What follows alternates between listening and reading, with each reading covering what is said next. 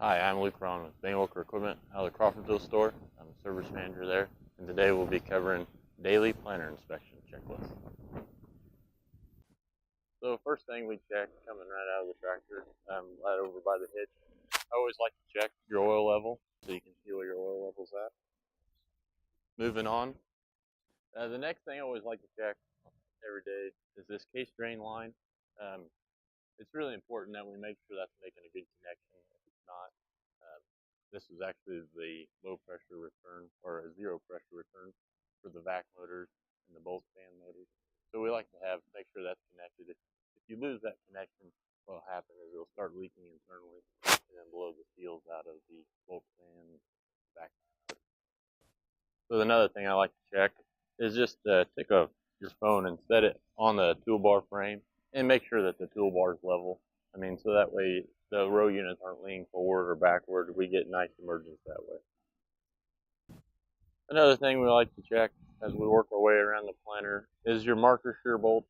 As the days go on, those bolts will start to wear. Just making sure that they're nice and tight and not wore off too much, and that's something that's pretty simple to check and change. So, continuing around the planter, the next thing I'd like to check is on your fertilizer, your liquid. As that sits overnight and that liquid likes to salt, always check. Make sure at least a couple of these orifices in your fertilizer are salted over. Next thing I like to check is every day is your air compressor for your down system, down force, and then if you have air clutches, your air tanks. As the days go on, you start to build moisture in those tanks. So I always like to give them a nice bleed every morning.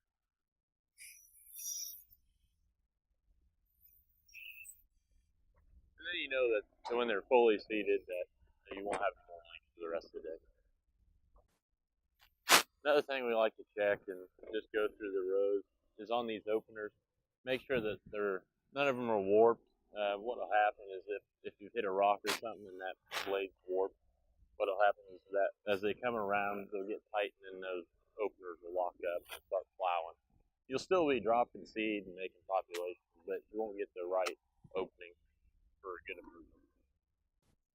Coming around to the right side of the drawbar, one thing I like to check is on these air compressors, the little air filter that's inside. As they run all day, especially if you got some rolly ground where your downforce is going to be changing a lot, it's nice to take these little air filters out and clean them. And then usually they start out life white, but as they turn brown, that's when you know you about need to replace. Another thing I like to check is on your oil cooler.